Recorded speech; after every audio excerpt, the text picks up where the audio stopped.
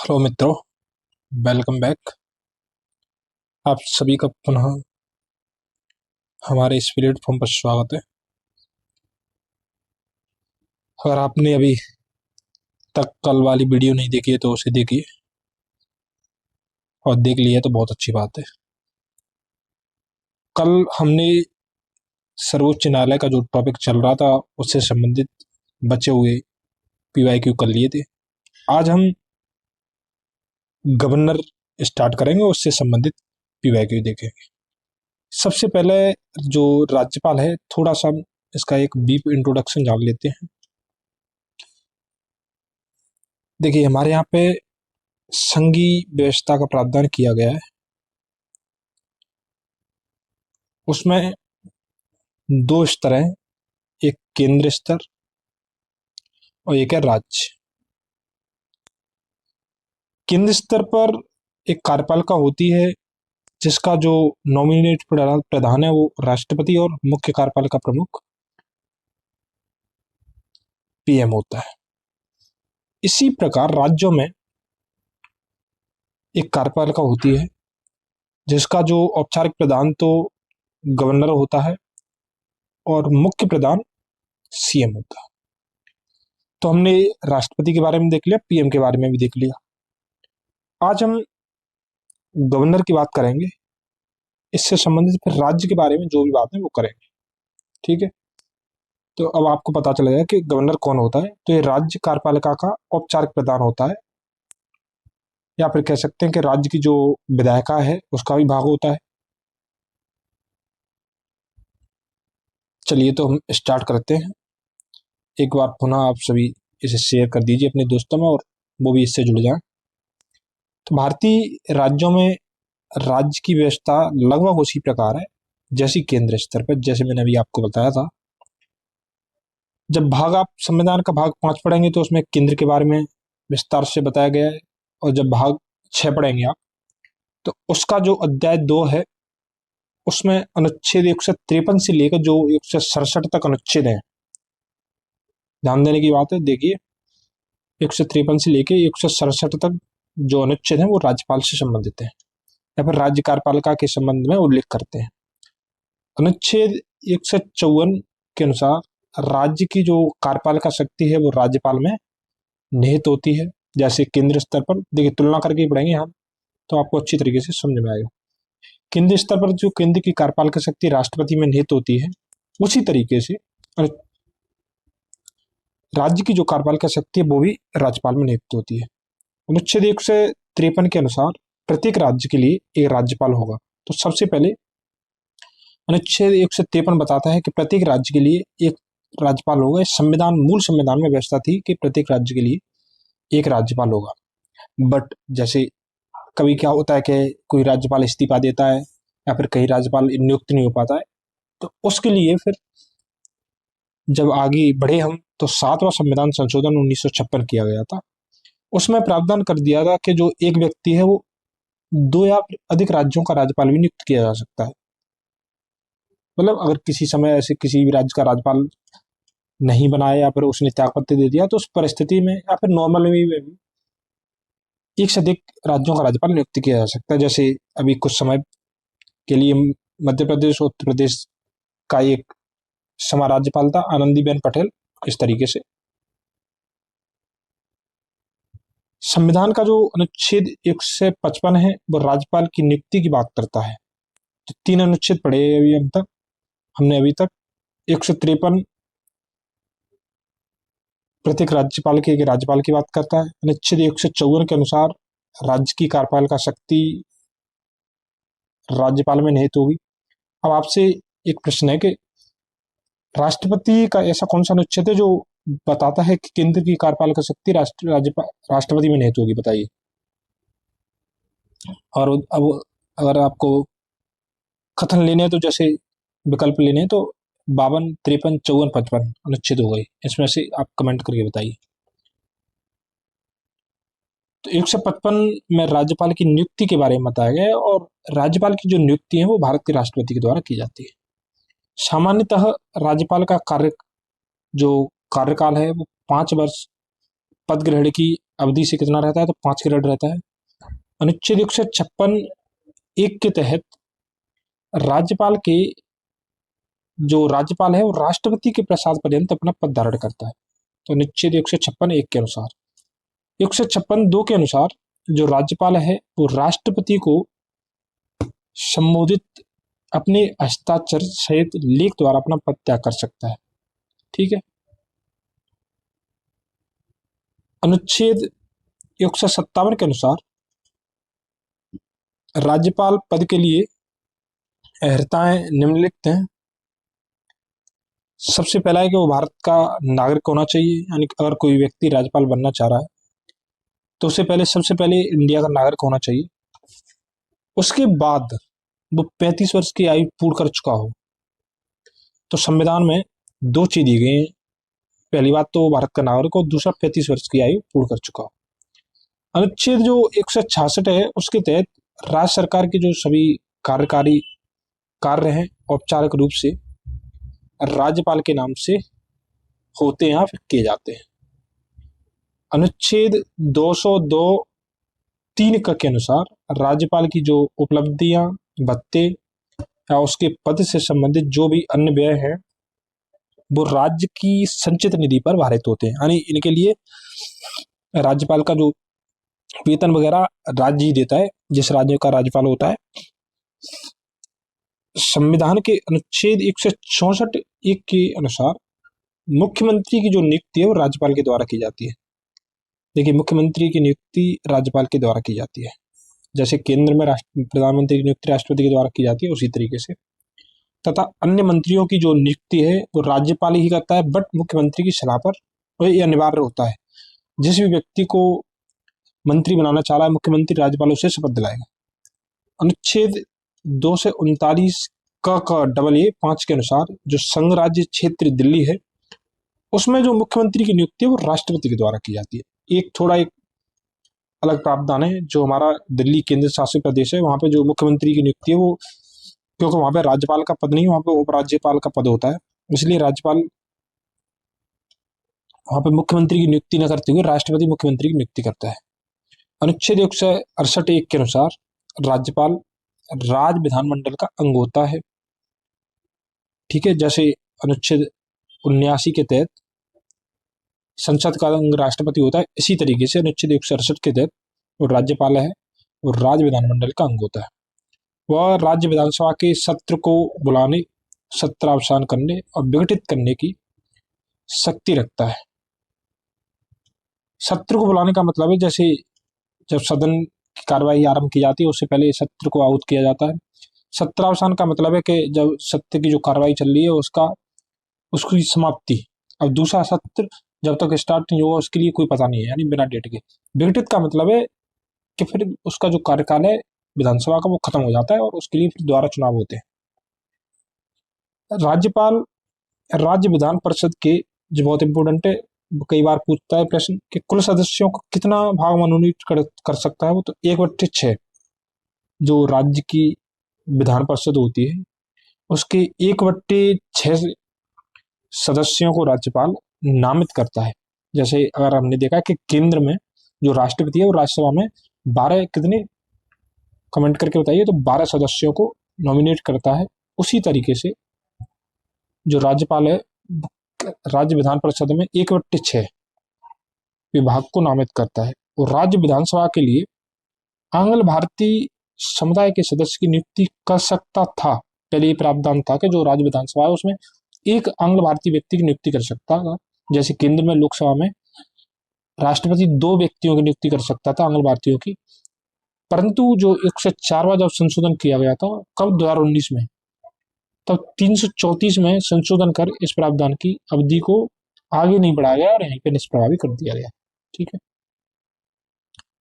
अनुच्छेद 165 के तहत उच्च न्यायालय का न्यायाधीश नियुक्त होने के लिए योग्य किसी व्यक्ति को राज्य का महाधिवक्ता नियुक्त किया जा सकेगा या नियुक्त करेगा। तो अनुच्छेद 165 एकमात्र अनुच्छेद है जो महाधिवक्ता की बारे में बात करता है। अब आपसे प्रश्न है कि आप बताइए कि महान्यायवादी का उल्लेख किस अनुच्छेद में किया गया है। ऑप्शन है अनुच्छेद 76, 77, 78 और 79। कमेंट करिए। राज्य विधानमंडल द्वारा पारित, मैंने आपको पहले ही बता दी कि हम तुलना करते हुए पढ़ेंगे तो आपको अच्छी तरीके से समझ में आएगा। जैसे अनुच्छेद 165 के तहत राज्य में महाधिवक्ता होता है। चलिए मैं बता ही देता हूँ, आप भी कमेंट करना। अनुच्छेद 76 के तहत केंद्र में महान्यायवादी का उल्लेख किया गया है। तो दो अनुच्छेद हैं जो महाधिवक्ता और महान्यायवादी की बात करते हैं। विधानमंडल द्वारा जो पारित किसी विधेयक पर राज्यपाल स्वीकृति दे सकता है, स्वीकृति रोक भी सकता है, और वह विधेयक को राष्ट्रपति के विचार के लिए आरक्षित कर सकता है। तीन विकल्प होते हैं, या तो स्वीकृति दे दे तो अधिनियम बन जाएगा, स्वीकृति रोक ले तो वो अधिनियम नहीं बन पाएगा, या फिर वो लगता है कि कोई महत्व का ऐसा विषय जो संघीय चरित्र से संबंधित है तो राष्ट्रपति को भी उसे आरक्षित कर सकता है। साथ ही वह विधेयक को पुनर्विचार के लिए भी वापस कर सकता है। मान के चलिए जैसे विधानसभा के द्वारा विधेयक को राज्यपाल के लिए भेजा गया, राज्यपाल उससे संतुष्ट नहीं तो एक बार राज्य की जो मंत्रिपरिषद है वो उसके लिए द्वारा भेज सकता है पुनर्विचार के लिए। जब पुनर्विचार के बाद मंत्रिपरिषद द्वारा भेजती है तब राज्यपाल उस पर अनुमति देने के लिए बाध्य होता है। यही प्रावधान केंद्र में किया गया। बट ये धन विधेयक ना होना चाहिए। तो पुनर्विचार किस विधेयक को, तो सामान्य विधेयक को पुनर्विचार के लिए भेज सकता है, धन विधेयक को यानी मनी बिल को नहीं, ठीक है। और संविधान संशोधन विधेयक तो अगर आपको पता हो तो राज्य विधानसभा में पास ही नहीं हो सकता, तो केंद्र के लिए। परंतु राज्य विधानमंडल द्वारा पुनः भेजे जाने पर राज्यपाल उस पर अपनी स्वीकृति देनी होती है। देखिए होती है यानी बाध्य है।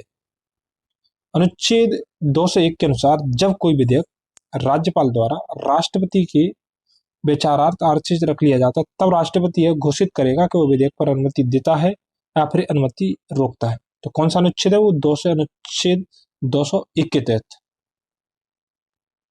अनुच्छेद 213 के अनुसार जब राज्य विधानमंडल का सत्र न चल रहा हो तो राज्यपाल अध्यादेश प्रख्यापित कर सकता है।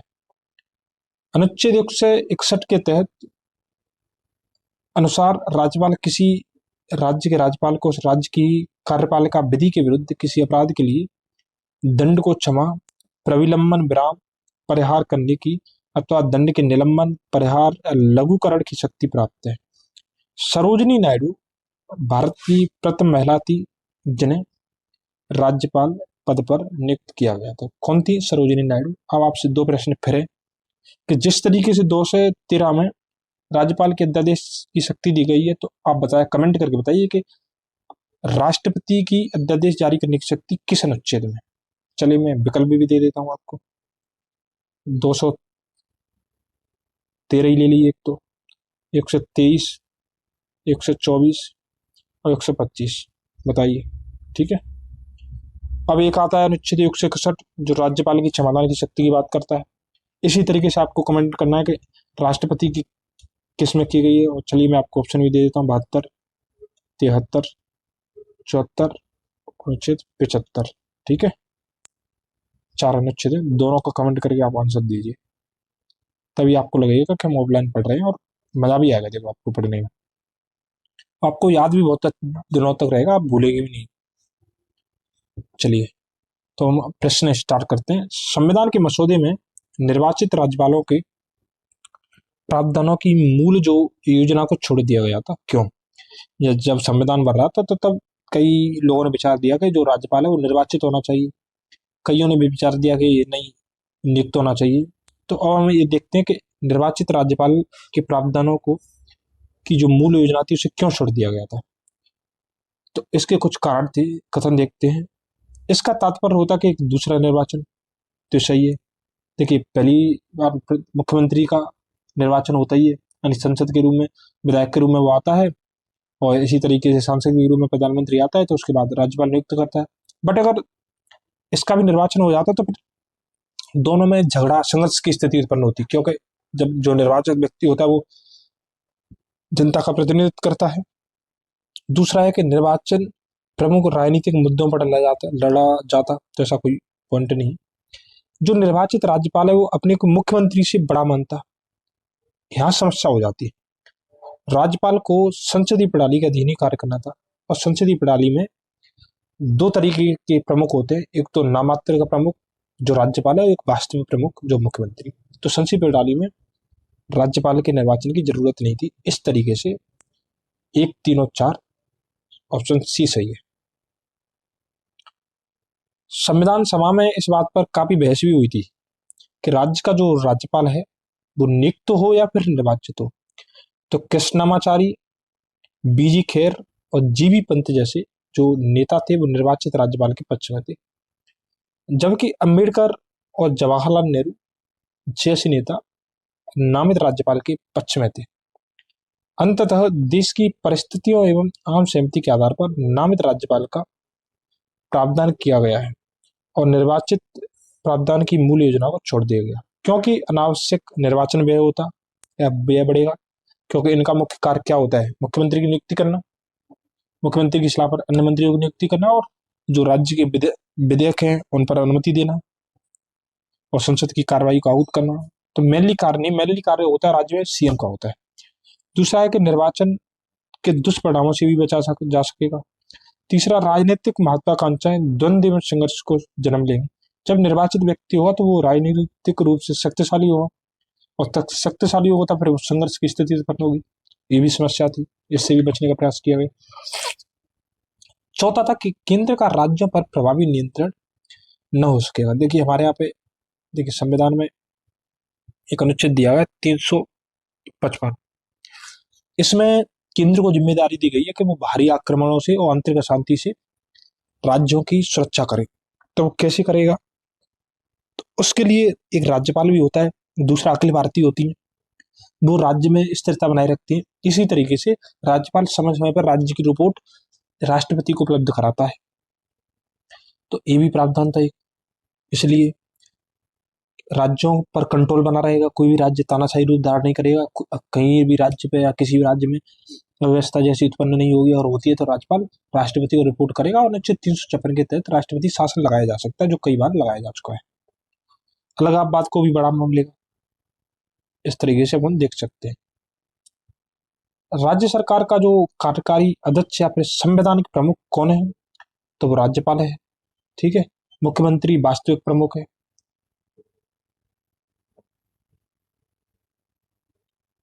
जब संविधान का हम अनुच्छेद 154 पढ़ते हैं तो उसके अनुसार राज्य की जो कार्यपालिका शक्ति है वो राज्यपाल में नियुक्त होती है और जिसका प्रयोग वो संविधान के अनुसार या तो स्वयं करेगा या फिर अपने अधीनस्थ अधिकारियों के द्वारा करेगा। इस प्रकार राज्य सरकार का जो संवैधानिक प्रमुख है वो राज्यपाल होता है। अनुच्छेद 155 के अनुसार राज्य के जो राज्यपाल की जो नियुक्ति है वो राष्ट्रपति करता है, अपने हस्ताक्षर और मुद्रा सहित अधिपत्र द्वारा नियुक्त करता है। तो 155 के तहत उसकी नियुक्ति होती है। 154 में क्या है? तो 154 में राज्य की कार्यपालिका शक्ति नियुक्त होती है उसमें। ठीक है। निम्नलिखित में से कौन राज्यपाल की नियुक्ति करता है? तो भारत के राष्ट्रपति राज्यपाल की नियुक्ति करते हैं।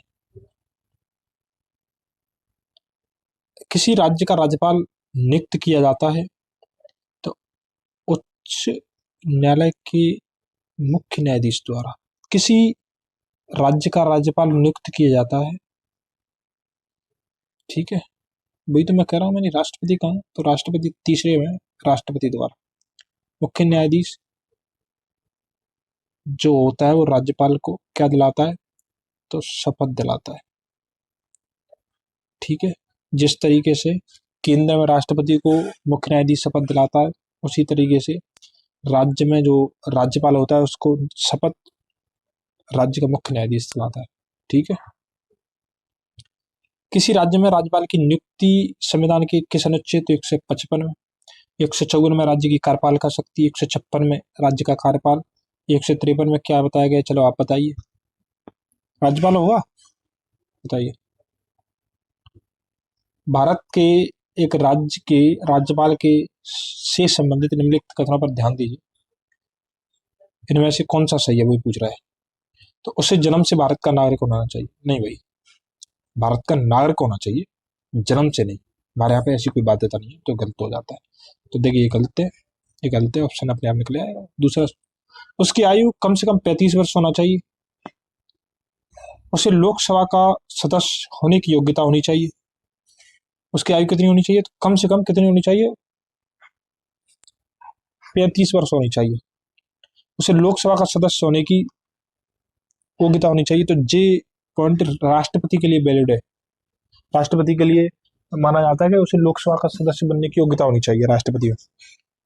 चौथा है वो एक से अधिक राज्यों का राज्यपाल हो सकता है। तो हमने देख ही लिया था, मूल संविधान में ऐसा प्रावधान नहीं था, बट जब 7वां जो अमेंडमेंट किया गया था, और कब किया गया था? तो 1956 में। तो इसमें ये प्रावधान किए गए थे। संविधान का जब आप अनुच्छेद 157 पढ़ेंगे तो उसके अनुसार राज्यपाल नियुक्त होने के लिए दो हैरता है। देखिए, दो कंडीशन दिए गए हैं, दो योग्यताओं की विचार की गई है। भारत का नागरिक हो और वो 35 वर्ष की आयु पूर्ण कर चुका हो। उपरोक्त कथन से स्पष्ट है कि राज्यपाल पद के लिए जन्म से भारत का नागरिक होना आवश्यक नहीं है। ठीक है, ये समझिए पहले आप। दूसरा है कि 7वें संविधान संशोधन 1956 के माध्यम से अनुच्छेद 153 के परंतुक में यह प्रावधान किया गया कि एक ही व्यक्ति दो या अधिक राज्यों का राज्यपाल नियुक्त किया जा सकेगा। अतः अभिष्ट उत्तर विकल्प डी होगा। ठीक है। भारतीय संविधान में निम्नलिखित में से कौन सा अनुच्छेद भारत के राज्यपाल के राज्य के एक राज्यपाल के रूप में एक व्यक्ति की नियुक्ति के लिए योग्यता, देखिए योग्यता की बात कर रहा है, तो फिर अनुच्छेद 157 में, 156 में कार्यकाल। ठीक है। 159 में क्या है, चलिए बताइए आप। 160 में क्या है? आपके लिए 1 मिनट का टाइम है, आप बताइए, नहीं फिर मैं बताता हूँ आपको। कमेंट करिए, कमेंट के माध्यम से बताइए।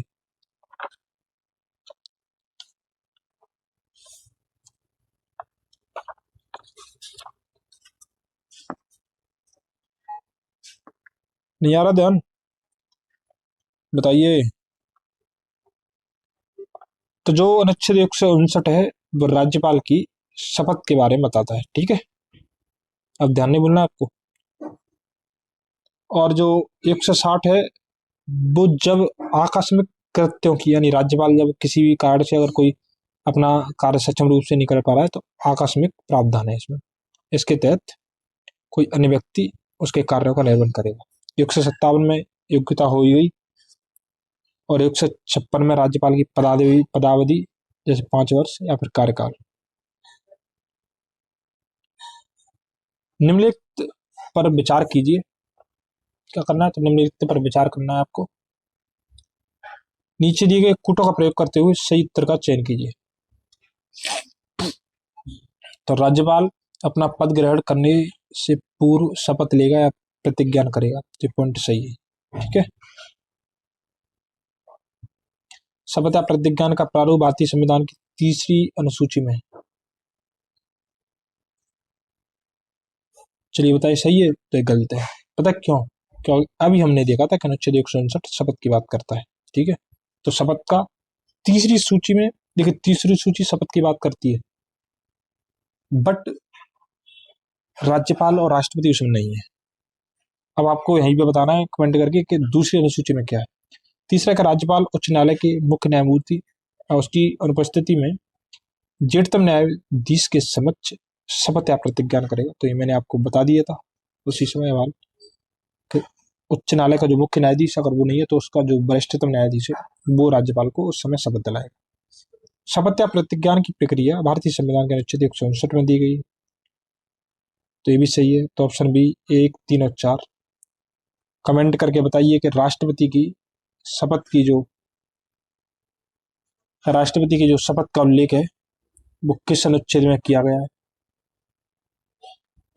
चलिए मैं आपको बता ही देता हूँ। तो अनुच्छेद 60 में राष्ट्रपति के शपथ की बात करी गई। अनुच्छेद 159 के अनुसार प्रत्येक राज्यपाल अपना पद ग्रहण करने से पहले उस राज्य के राज्यपाल के मुख्य न्यायमूर्ति या उसकी अनुपस्थिति में उस न्यायालय के उपलब्ध ज्येष्ठतम न्यायाधीश के समक्ष शपथ लेगा, प्रतिज्ञा करेगा।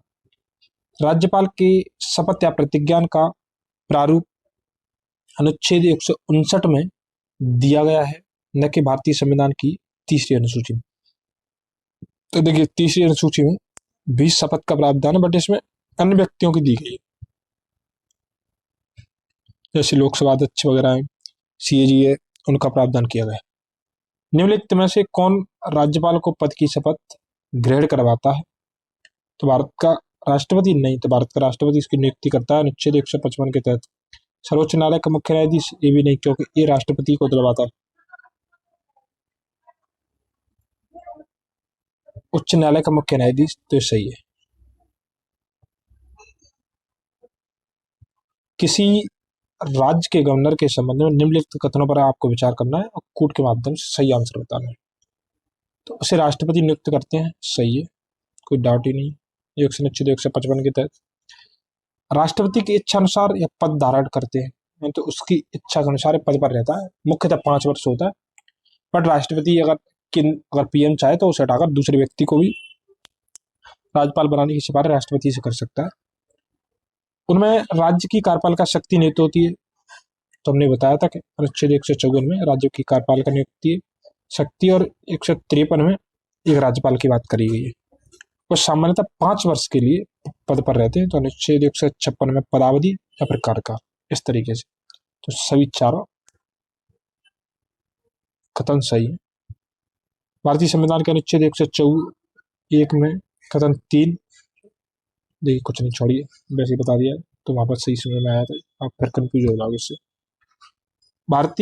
किसी भारतीय राज्य के राज्यपाल से संबंधित निम्नलिखित कथनों में कौन सा कथन सही नहीं है? तो सबसे पहले हम ये देखते हैं सही कौन सा है। तो भारत के राष्ट्रपति द्वारा नियुक्त होता है, बार बार मैं आपको ध्यान दिला रहा हूँ, अनुच्छेद 155 के तहत। वह एक से अधिक राज्यों का राज्यपाल हो सकता है, अनुच्छेद 153 के तहत, और 5 वर्ष तक पद धारण करता है, अनुच्छेद 156 के तहत।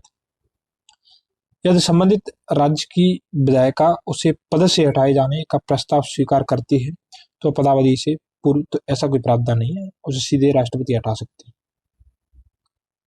अनुच्छेद 156 के अनुसार जो राज्यपाल है वो राष्ट्रपति के प्रसाद पर्यंत अपना पद धारण करता है। जो व्यक्ति उसकी नियुक्ति करेगा उसके प्रति वो प्रसाद पर्यंत रहता है। अतः पदावधि से पूर्व भी राष्ट्रपति ही केंद्रीय मंत्रिपरिषद की सलाह या प्रधानमंत्री की सलाह उसे पदच्युत कर सकता है। राज्य व्यवस्थापिका द्वारा राज्यपाल को हटाए जाने का कोई प्रावधान नहीं है, ठीक है। जब अनुच्छेद आप 156(3) पढ़ेंगे तो उसके अनुसार इस अनुच्छेद के पूर्वगामी उपबंधों के अधीन रहते हुए राज्यपाल अपने पद ग्रहण की तारीख से 5 वर्ष की अवधि तक पद धारण करेगा। ऐसा प्रगत कथन सत्य है। संविधान के अनुच्छेद 156 में उपबंध है कि राज्यपाल अपने पद ग्रहण की तारीख से 5 वर्ष की अवधि तक पद धारण करेगा। इससे निम्नलिखित में से कौन सा निष्कर्ष निकाला जा सकता है? तो सही कूटा में चुनना है। किसी राज्यपाल को उसकी पदावधि पूरी होने से पूर्व पद से नहीं हटाया जा सकता। तो मैंने आपको बता दिया कि राष्ट्रपति मंत्रिपरिषद की सलाह पर उसे पूर्व हटा सकता है, तो ये पॉइंट गलत है। कोई राज्यपाल 5 वर्ष की अवधि के बाद अपने पद पर बना नहीं रह सकता, ये भी कथन गलत है, क्योंकि जब तक दूसरा राज्यपाल अगर अपना पद धारण कर लेता तब तक वह पद पर बना रहे। तो न तो एक और न तो दोनों ही सही नहीं। संविधान के अनुच्छेद 156(1) के अनुसार राज्यपाल राष्ट्रपति के प्रसाद पर्यंत पद धारण करता है। अतः राष्ट्रपति उसे अवधि पूर्ण करने से पूर्व हटा सकता है। अनुच्छेद 156 के परंतु के अनुसार राज्यपाल अपने पद की अवधि समाप्त हो जाने पर भी तब तक अपने पद पर बना रहेगा जब तक उसका जो उत्तराधिकारी है पद ग्रहण नहीं कर लेता। इस प्रकार दोनों कथन कैसे सही है।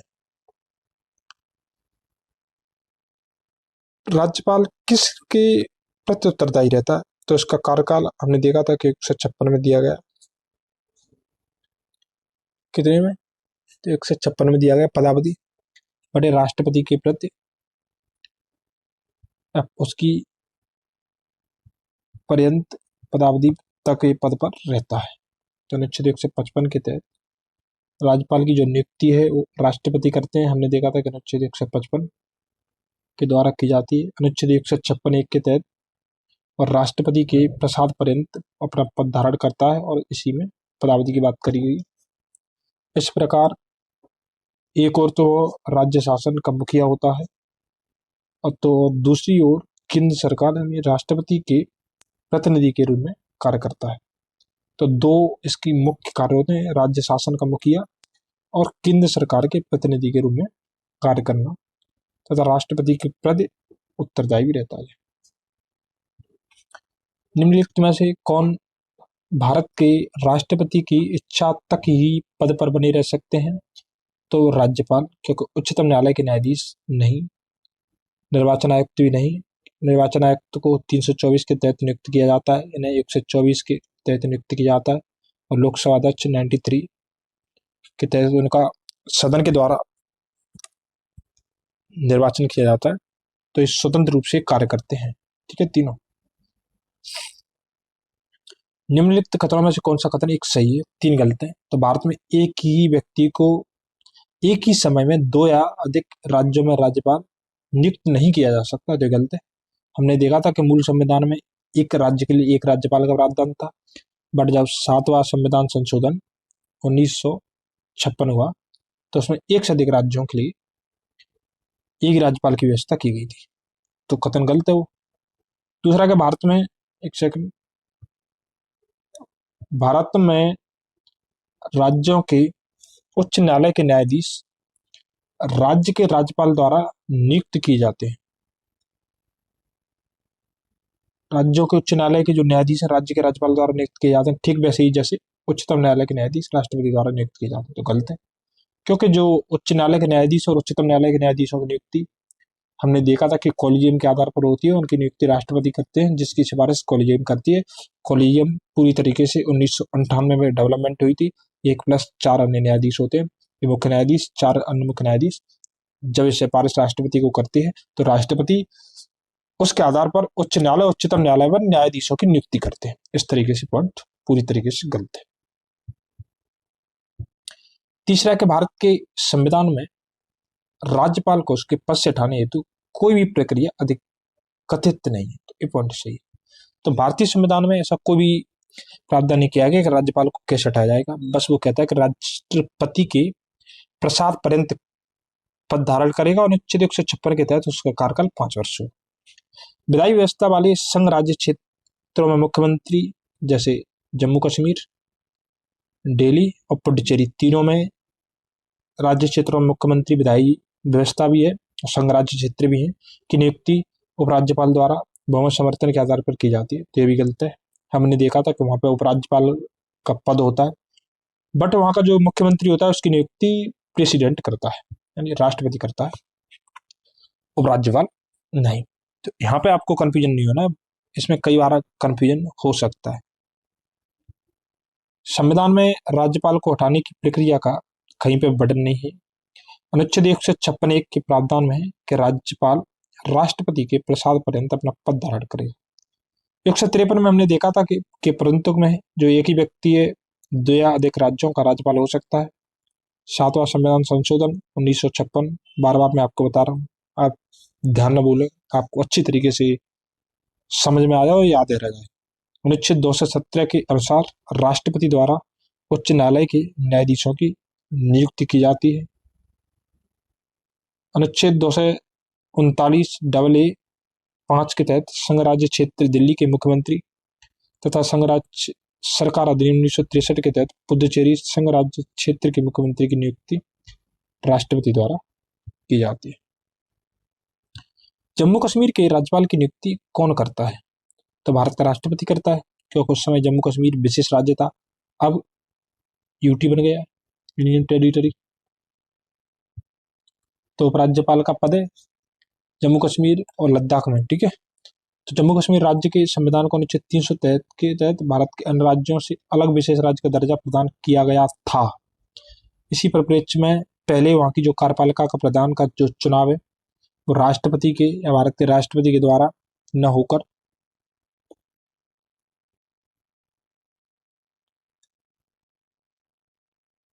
एक सेकंड, द्वारा न होकर जम्मू कश्मीर की विधानसभा द्वारा किया जाता था, किंतु इस विषमता को 1965 में समाप्त कर दिया गया। फलस्वरूप जम्मू कश्मीर के कार्यपालिका प्रमुख को सदर रियासत के स्थान पर राज्यपाल के नाम से जाने जाने लगा। उसकी नियुक्ति भारतीय राष्ट्रपति द्वारा की जाने लगी। जम्मू कश्मीर पुनर्गठन अधिनियम 2019 के तहत 31 अक्टूबर, जो आपको डेट जरूर ध्यान रखनी है, कब 31 अक्टूबर 2019 से जम्मू कश्मीर राज्य 2 संघ राज्य क्षेत्रों जम्मू कश्मीर तथा लद्दाख के रूप में पुनर्गठित करवा उपराज्यपालों का प्रावधान किया गया, जिनकी नियुक्ति राष्ट्रपति के द्वारा की जाती है। ठीक है।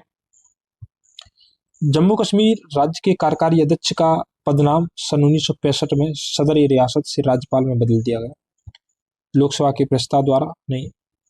तो इसके लिए जम्मू कश्मीर राज्य के संविधान के 6ठे संशोधन के द्वारा। ठीक है।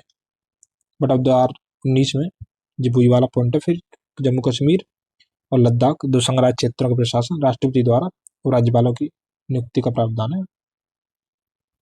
भारत में संघ राज्यों का प्रशासन होता है तो राष्ट्रपति के द्वारा।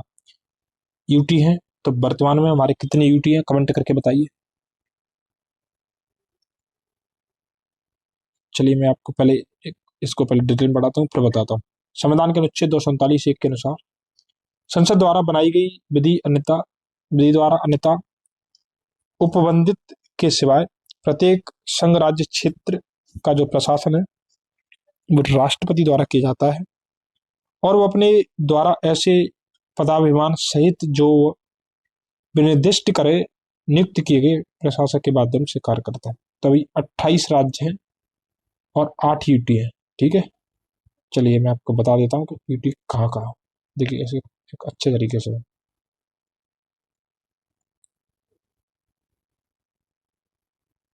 मन तो हुआ ना, हो गया।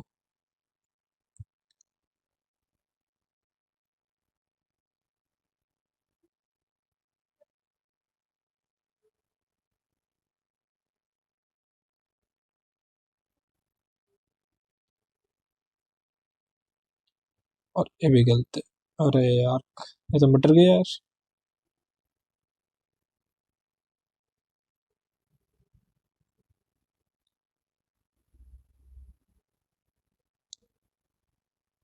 अब थोड़ा सा बन जाएगा ऐसे करके, फिर भी नहीं, छोड़िए वो मिटाना नहीं पड़ेगा।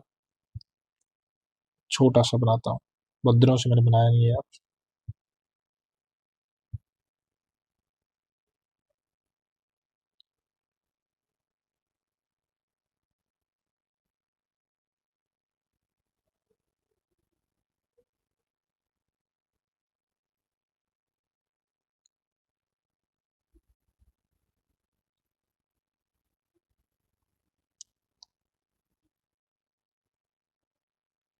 आप ऐसे देख सकते हैं। ठीक है।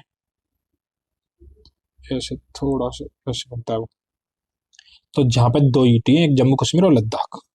जब आप इससे नीचे आएंगे तो चंडीगढ़ मिलेगा आपको, इससे नीचे आएंगे तो आपको दिल्ली मिलेगा। तो कितने हो गए? 2 तो यहाँ पे हो गए, तीसरा, चौथा। इसके बाद जब आप यहाँ पे आएंगे तो दादर नगर हवेली और दमन दीव दोनों का मिला कर दिया है, तो वो भी मिलेगा आपको। तो कितने हो गए? 5। ठीक है। इसके बाद जब आप यहाँ पे आएंगे थोड़े थोड़े तो आपको लक्षद्वीप मिलेगा, तो 6। इसके बाद जब आप यहाँ पे आएंगे नीचे तक जाएंगे तो आपको अंडमान एंड निकोबार, तो 7 हो गए। एक पुडुचेरी है जो 3 राज्यों में फैला है, यहाँ पे और केरल में। तो इस तरीके से 8 यूटी हो गई। ऐसे आप ध्यान रख सकते हैं। ठीक है।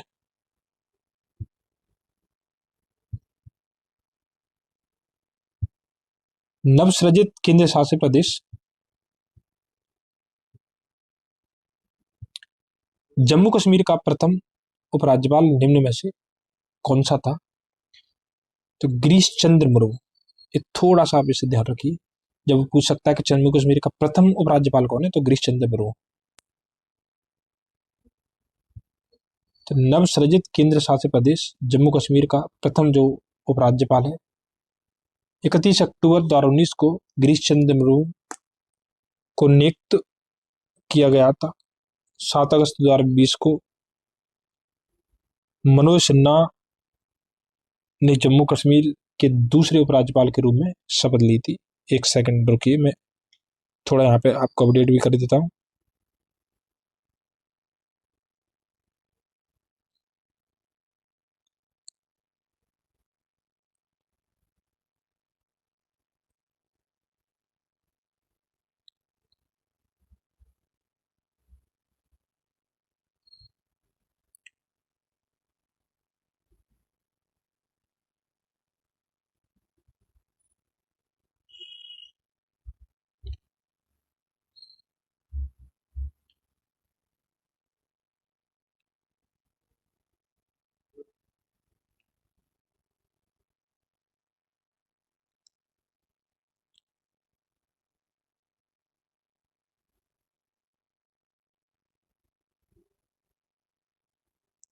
एक सेकंड रुकिए, एक सेकंड, थोड़ा सा मैं अपडेट कर देता हूँ आपको।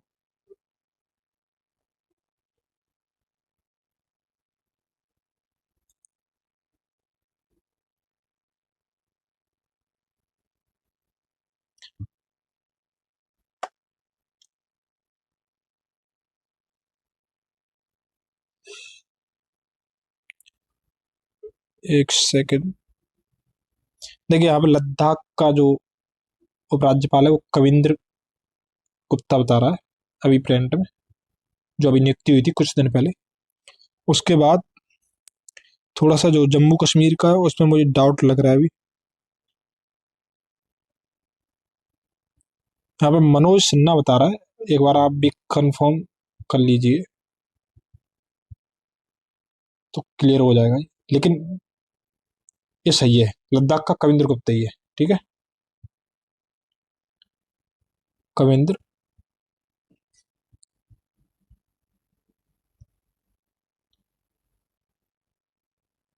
गुप्ता, ठीक है।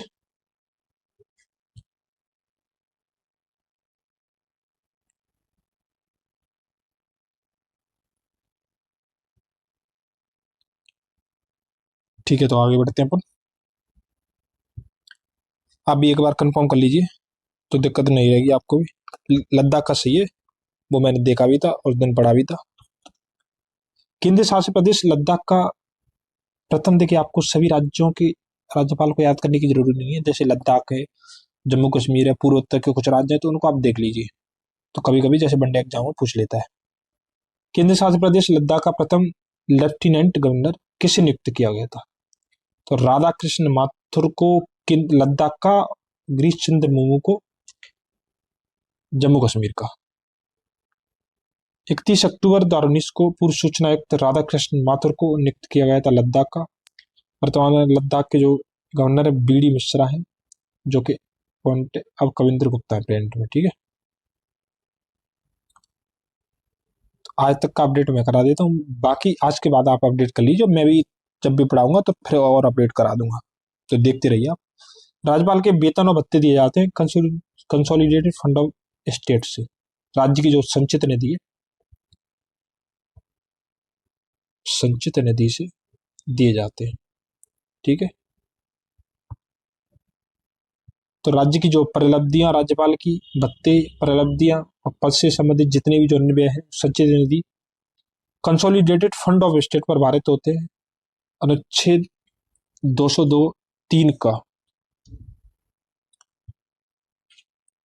जब तक एक ही व्यक्ति को दो या अधिक राज्यों का राज्यपाल नियुक्त किया जाता है तो उस राज्यपाल को संदेह उपलब्धियां और भत्ते होंगे। जो आपके मन में एक प्रश्न चल भी रहा होगा, जब एक व्यक्ति को दो से अधिक राज्यों का राज्यपाल नियुक्त किया जाता है तो फिर उसके वेतन कैसे मिलेंगे? तो उनको जो वेतन मिलते हैं से उन राज्यों के बीच ऐसे अनुपात में आवंटित किया जाएगा, उसके लिए जो राष्ट्रपति आदेश के द्वारा अवधारित करे, यानी राष्ट्रपति निर्धारित करेगा।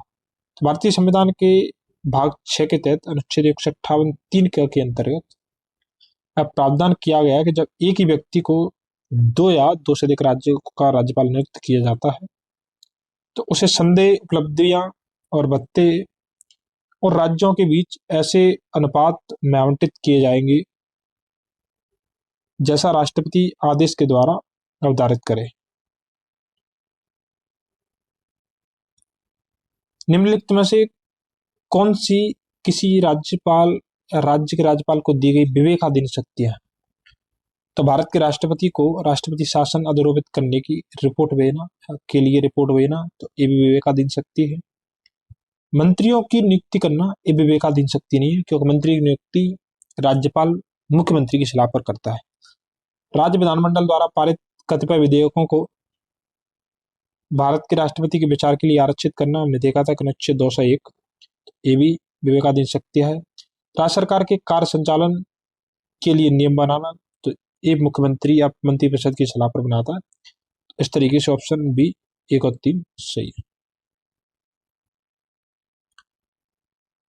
संविधान का जब आप अनुच्छेद 356 पढ़ेंगे तो उसके अनुसार यदि राष्ट्रपति का किसी राज्यपाल से प्रतिवेदन या रिपोर्ट मिलने पर या फिर अन्यथा या समाधान हो जाता है कि ऐसी स्थिति उत्पन्न हो गई है जिसमें उस राज्य का जो शासन है इस प्रावधान या संविधान के उपबंधों के अनुसार नहीं चलाया जा सकता है, तो राष्ट्रपति द्वारा उस राज्य में राष्ट्रपति शासन लगाया जा सकता है। रिपोर्ट भेजना राज्यपाल की विवेकाधीन शक्ति के अंतर्गत आता है। संविधान के अनुच्छेद 164(1) के अनुसार मंत्रियों की नियुक्ति राज्यपाल मुख्यमंत्री की सलाह पर करेगा, अतः राज्यपाल की विवेकाधीन शक्ति नहीं है। संविधान के अनुच्छेद 200 के अनुसार राज्य विधानमंडल द्वारा पारित विधेयक राज्यपाल के समक्ष प्रस्तुत किए जाने पर राज्यपाल उसे अनुमति दे सकता है या अनुमति रोक सकता है, अथवा वो विधेयक को राष्ट्रपति के विचार हेतु आरक्षित कर सकता है। यह भी राज्यपाल की विवेकाधीन शक्ति है, क्योंकि इसका प्रयोग वह राज्य विधान मंत्रिमंडल की सलाह के बिना करता है। संविधान के अनुच्छेद 166(3) के अनुसार राज्यपाल अपने विवेकानुसार किए जाने वाले कार्य को छोड़कर राज्य सरकार के कार्य को सुचारू रूप से संचालन और इस हेतु मंत्रियों के कार्य के आवंटन के लिए नियम बनाएगा, अतः स्पष्ट है कि सर्वाधिक उपयुक्त विकल्प बी। ठीक है। राज्य का राज्यपाल मंत्रिपरिषद के परामर्श से स्वतंत्र कार्य कर सकता है, यानी हम कह सकते विवेकाधीन शक्ति। तो विधायिका में या विधानसभा में सरकार को अपना बहुमत सिद्ध करने को जब लगता है कि सरकार को विधानसभा में बहुमत नहीं है, तब राज्यपाल उसे अपना बहुमत सिद्ध करने के लिए कह सकता है, तो विवेकाधीन शक्ति है। मुख्यमंत्री को बर्खास्त करने के लिए, तो ये भी विवेकाधीन शक्ति है, क्योंकि जब राज्यपाल को लगता है कि मुख्यमंत्री बहुमत में नहीं है तो उसे बर्खास्त कर सकता है। भारत के राष्ट्रपति के विचारार्थ किसी विधेयक को आरक्षित करने के लिए अनुच्छेद 201, ये भी हमने अभी देखा था। विधायिका द्वारा पारित किसी विधेयक को पुनर्विचार हेतु वापस करने के लिए, ये भी सही है। ठीक है। उच्च न्यायालय का परामर्श मांगने के लिए, तो ऐसा नहीं, उच्च न्यायालय के परामर्श का इसमें कोई संविधान में बात नहीं करी गई। ये राष्ट्रपति के लिए बनपुत्री के तहत। राज्य का राज्यपाल निम्नलिखित संदर्भों में अपने विवेकानुसार कार्य कर सकता है। विधानसभा में सरकार को अपना बहुमत सिद्ध करने को कहने के लिए, अल्पमत में आए मुख्यमंत्री को बर्खास्त करने के लिए, किसी विधेयक पर अनुमति देने, अनुमति रोकने अथवा भारत के राष्ट्रपति के विचारार्थ उस विधेयक को आरक्षित करने के लिए अनुच्छेद 200, विधायिका द्वारा पारित किसी विधेयक को पुनर्विचार हेतु वापस करने के लिए 200 का परंतु, तो 200 के तहत आरक्षित किया जाता है। फिर जो राष्ट्रपति है 200 के तहत उस पर अनुमति या जो भी वो आगे कार्रवाई करेगा वो करता है। इनके अतिरिक्त राज्य में राष्ट्रपति शासन लगाने अनुच्छेद 356 के तहत तथा विधानसभा के समय पूर्व विघटन जैसे कुछ अन्य संदर्भों में भी अपने विवेक का प्रयोग कर सकता है, तथापि उसे उच्च न्यायालय से परामर्श मांगने के लिए अधिकृत नहीं किया गया है। तो ऐसी कोई शक्ति भारतीय संविधान में नहीं दी गई राष्ट्रपति के लिए बनपोत्री के तहत। 143 भारतीय संविधान के निम्न अनुच्छेदों में से किस एक के अधीन राज्यपाल राष्ट्रपति के विचार के लिए किसी विधेयक को आरक्षित कर सकता है? तो 202 के तहत। 201 के तहत राष्ट्रपति उस पर कार्रवाई करता है। अनुच्छेद 169 में जो राज्य की विधान परिषद है। ठीक है, क्या है, तो राज्य की विधान परिषद है, और 2 में राज्य का जो वार्षिक वित्तीय विवरण यानी बजट। ठीक है,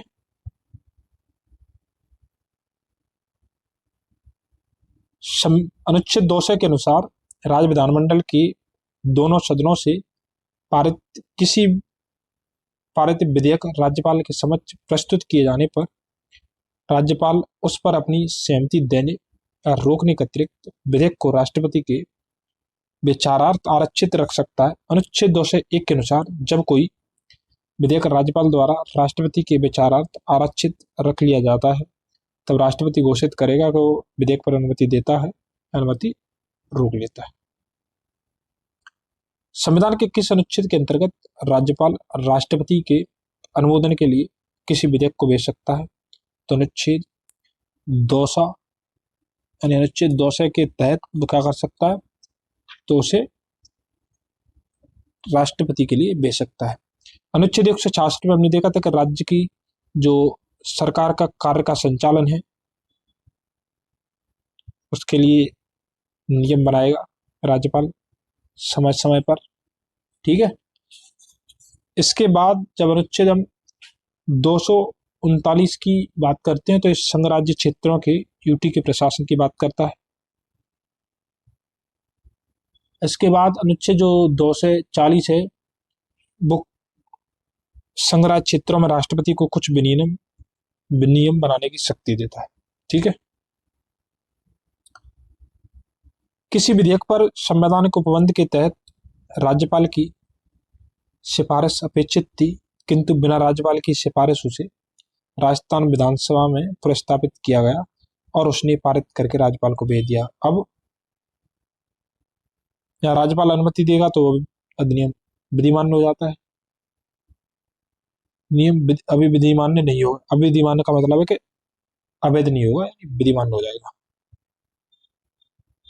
किसी विधेयक पर संवैधानिक उपबंध के तहत राज्यपाल की सिफारिश अपेक्षित थी, किंतु बिना राज्यपाल की सिफारिश उसे राजस्थान विधानसभा में प्रस्तावित किया गया और उसने पारित करके राज्यपाल को भेज दिया, तब राज्यपाल अनुमति देगा तो अधिनियम विधिमान्य होगा, मतलब लागू हो जाएगा, अधिनियम के रूप में अपना या कानून के रूप में धारण हो जाएगा। तो भारतीय संविधान के निम्नलिखित में से कौन सा अनुच्छेद राज्यपाल को अध्यादेश जारी करने की शक्ति प्रदान करता है? तो अनुच्छेद 2 से 13। यहीं पे मैं आपसे प्रिपरेशन पूछता हूँ कि राष्ट्रपति के विधेयक की जो अध्यादेश जारी करने की शक्ति है वो कौन से अनुच्छेद में दी गई है, चलिए बताइए। इसके बाद जो अनुच्छेद 2 से 12 है उसमें न्यायालयों द्वारा विधानमंडल की कार्रवाइयों की जांच न किया जाना। तो न्यायालय जो विधानमंडल होता है, राज्य का विधानमंडल, उसकी कार्रवाइयों की जांच नहीं कर सकता है। इसके बाद जो अनुच्छेद 2 से 14 है उसमें राज्यों के लिए हाई कोर्ट की बात करी गई है, राज्यों के लिए उच्च न्यायालय की बात करी गई। ठीक है, और जो अनुच्छेद 208 है उसमें राज्यों की प्रक्रिया के नियम की बात करी गई है। ठीक है, विधानमंडल में। तो भारतीय संविधान के अनुच्छेद 213(1) के अनुसार उस समय को छोड़कर जब किसी राज्य की विधानसभा सत्र में है या विधान परिषद वाले राज्य में विधानमंडल के दोनों सदन सत्र में है, यदि किसी समय राज्यपाल को लगता है कि ऐसी परिस्थितियां विद्यमान हैं जिसके कारण तुरंत कार्रवाई आवश्यक है तो अध्यादेश ऑर्डिनेंस प्रख्यापित कर सकता है। अनुच्छेद 213(2) के अनुसार इस अध्यादेश को राज्य विधानमंडल की पुनः संबित होने पर उसे से स्वीकृति मिलना आवश्यक है, अन्यथा विधानमंडल के पुनः संबित होने के 6 सप्ताह के बाद उसकी वैधता समाप्त हो जाती है। चलिए मैं थोड़ा सा बता देता हूँ क्या है। तो 213 में अध्यादेश की बात करी गई है। देखिए, किसी राज्य में या तो 2 सदन हो सकते हैं जैसे विधान परिषद और विधानसभा, किसी राज्य में एक ही होता है। जब किसी समय दोनों में से या किसी की कार्रवाई नहीं चल रही है, एक ही कार्रवाई नहीं चल रही है, उस समय और कोई आपातकालीन स्थिति आती है तो उस समय अध्यादेश के माध्यम से कानून लाया जाता है। जब कानून लाया जाता है तो जब उसके बाद जब अगली बैठक होती है तो उसके 6 सप्ताह के बाद उसकी वैधता समाप्त हो जाती है। यानी उसे जो अध्यादेश लाया गया तो उसे राज्य विधानसभा के द्वारा 6 सप्ताह के अंदर पारित कराना जरूरी है। 6 सप्ताह में अगर वो नहीं होता है तो उसके बाद उसकी वैधता भी समाप्त हो जाती है। ठीक है,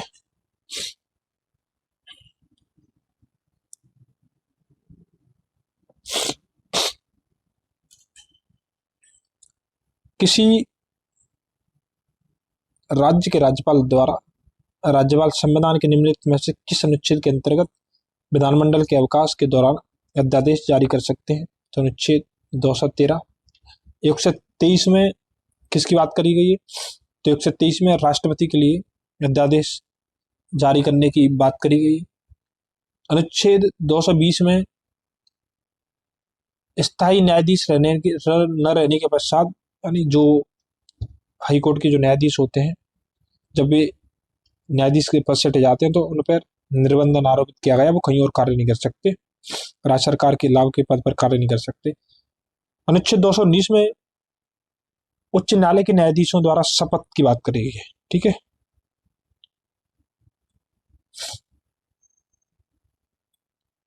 किसी राज्य के राज्यपाल द्वारा जारी ऑर्डिनेंस का अनुमोदन होना आवश्यक है? तो राज्य की विधायिका द्वारा। ऑर्डिनेंस का मतलब होता है 213 अध्यादेश। ठीक है, तो राज्य विधायिका द्वारा हमने बोला था कि 6 सप्ताह में टोटल होता है 7.5 महीने। ठीक है, उसके अंदर इसे पारित कराना आवश्यक होता है। भारतीय संविधान के किस अनुच्छेद के तहत राज्यपाल को विधानमंडल के विश्रांति काल में अध्यादेश प्रख्यापित करने की शक्ति है? तो अनुच्छेद 213। अनुच्छेद 155 में हमने देखा था कि राष्ट्रपति क्या करता है? तो राज्यपाल की नियुक्ति करता है। अनुच्छेद 156 में कार्यकाल दिया गया है, और 2 से 12 में जो न्यायपालिका है वो विधायिका की या विधानसभा की कार्रवाई की जांच नहीं कर सकता है।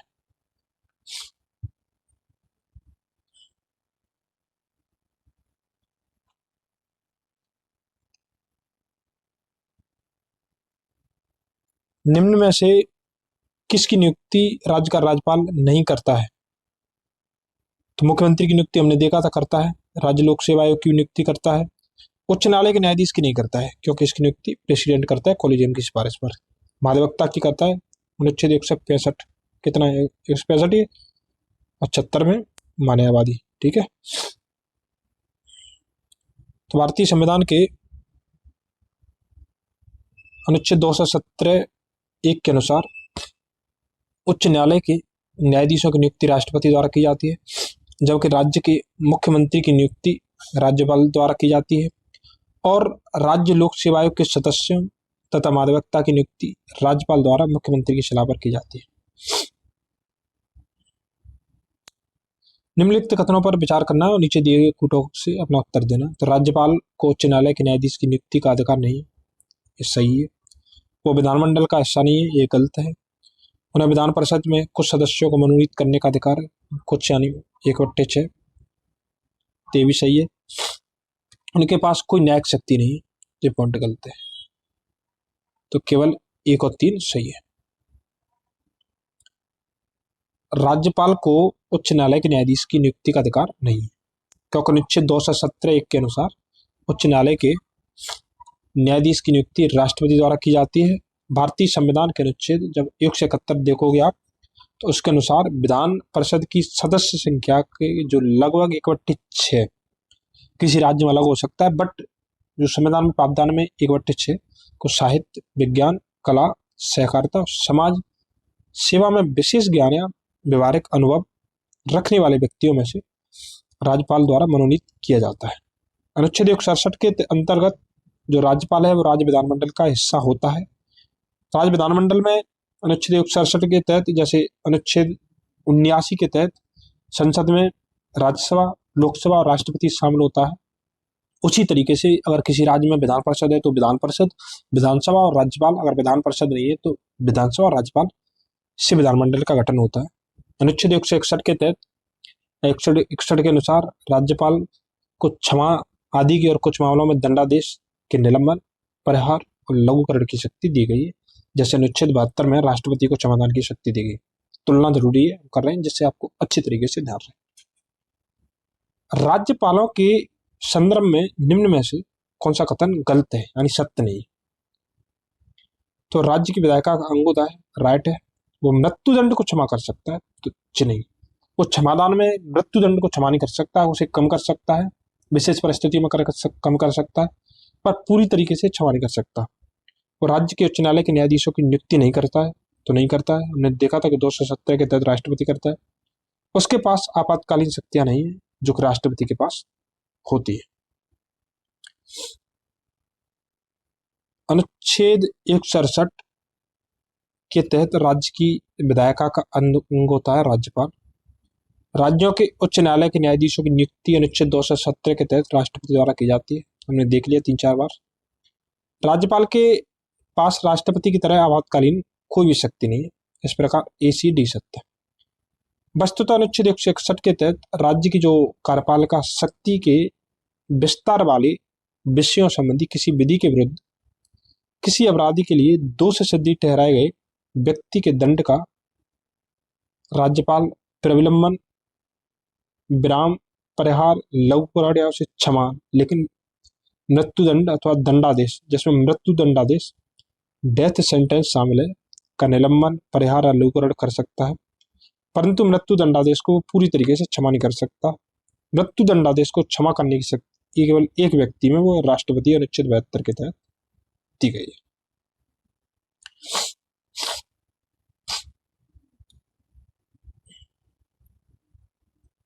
राज्यपालों और राष्ट्रपति और राज्यपालों पर उनके किसी भी कार्य के लिए न्यायालय में मुकदमा नहीं चलाया सकता। ये पॉइंट गलत है। किसी भी कार्य के लिए, मैंने आपको पहले ही बता दिया, किसी भी कोई भी, केवल जो गलत होते हैं, राष्ट्रपति पर महाभियोग चलाया जा सकता है और राज्यपालों को असंवैधानिक कृत्यों के करने पर पदच्युत किया जा सकता है। जब पॉइंट सही है तो अपने आप ही गलत हो जाता है। ठीक है, तो इस तरीके से ये गलत है। ऑप्शन डी आर सही है। संविधान के अनुच्छेद 361 के तहत राष्ट्रपति या किसी राज्य के राज्यपाल को उनके द्वारा किए गए शासकीय कार्यों के लिए विधिक कार्रवाई से मुक्ति प्राप्त होती है। 361(2) के अनुसार अपने कार्यकाल के दौरान राष्ट्रपति या राज्यपालों के विरुद्ध किसी भी न्यायालय में आपराधिक दंडिक मुकदमा नहीं चलाया जा सकता, परंतु अधिनियम अनुच्छेद 361(4) के प्रावधान के तहत उनके द्वारा व्यक्तिगत हैसियत से किए गए कार्य के संबंध में उनके विरुद्ध अनुतोष का दावा करने वाले दीवानी मुकदमा संबंधी विस्तृत लिखित सूचना उन्हें या उनके कार्यकाल में 2 माह पश्चात, यानी 2 माह की पहले सूचना देनी होगी, चलाया जा सकता है। ठीक है,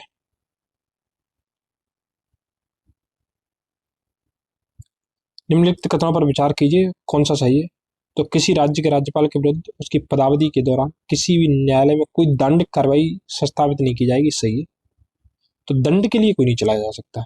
किसी राज्य के राज्यपाल की प्रलब्धियां और भत्ते उसकी पदावधि के दौरान कम नहीं की जा सकते, ये भी सही है। बढ़ाए जा सकते बट कम नहीं की जा सकते। तो अनुच्छेद 1 और 2 दोनों सही है। कथन 1 संविधान के अनुच्छेद 361 के संदर्भ में तथा कथन 2 158 के संदर्भ में सही है।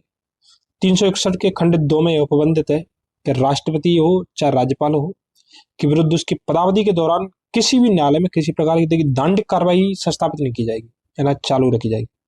व्यक्तिगत कार्यों के लिए चलाया जा सकता है। भारतीय संविधान का अनुच्छेद 158 राज्यपाल के पद की शर्तें विषय से संबंधित है। इसके खंड 4 के प्रावधानुसार राज्यपाल की जो उपलब्धियां हैं और जो भत्ते हैं उसकी पदावधि के दौरान कम नहीं की जा सकते, इसलिए दोनों कथन सही है, बढ़ाए जा सकते हैं, बढ़ाने में कोई दिक्कत नहीं। निम्नलिखित में से कौन सा कथन सत्य नहीं है? वो कह रहा है कि 3 सही है, गलत है। तो राष्ट्रपति या राज्यपाल को शासकीय कार्यों के लिए विधिक कार्रवाई से मुक्ति है, सही है। कोई न्यायालय राज्यपाल को किसी कर्तव्य पालन के लिए विवश नहीं कर सकता, ये भी सही है। एक राज्यपाल को व्यक्तिगत कार्यों हेतु सिविल कार्रवाई लाने के लिए 2 मास की लिखित सूचना अवश्य देनी होती है, ये भी सही है। अभी हमने देखा था कि सिविल या व्यक्तिगत कार्यों के लिए चलाया जा सकता है, बट 2 महीने की उसमें लिखित सूचना देनी आवश्यक होगी। मंत्रियों द्वारा राष्ट्रपति या राज्यपाल को दिए गए सलाह को जांचने के लिए न्यायालय अधिकृत है? तो नहीं। मंत्रियों ने राज्यपाल को क्या सलाह दी? न्यायालय इसकी जांच नहीं कर सकता। तो संविधान के अनुच्छेद 74 के अनुसार इस प्रश्न की किसी न्यायालय में जांच नहीं की जाएगी कि क्या मंत्रियों ने राष्ट्रपति को कोई सलाह दी, और यदि दी तो वो क्या थी। ऐसी व्यवस्था राज्यपाल के संदर्भ में अनुच्छेद 163 में प्रदान की गई है। अन्य सभी विकल्पों में विकल्पों के कथन सही है। भारत के संविधान में निम्न में से किसके विरुद्ध अभियोग चलाने का प्रावधान नहीं है? तो राष्ट्रपति के विरुद्ध, राज्यपाल के विरुद्ध, भारत के मुख्य न्यायाधीश के विरुद्ध, तो राज्य के राज्यपाल के विरुद्ध। तो भारत के संविधान में निम्नलिखित में से किसके विरुद्ध अभियोग चलाने का प्रावधान नहीं है? देखिए, उसे पद से हटाने का प्रावधान किसमें नहीं, तो राज्य के राज्यपाल के विरुद्ध नहीं, राष्ट्रपति के विरुद्ध किया गया है, अनुच्छेद 161। भारत के मुख्य न्यायाधीश के विरुद्ध भी है, अनुच्छेद 124(4). भारत के राष्ट्रीय के प्रति के विरुद्ध भी किया गया, और राज्यपाल के लिए कहीं उल्लेख नहीं है भारतीय संविधान में।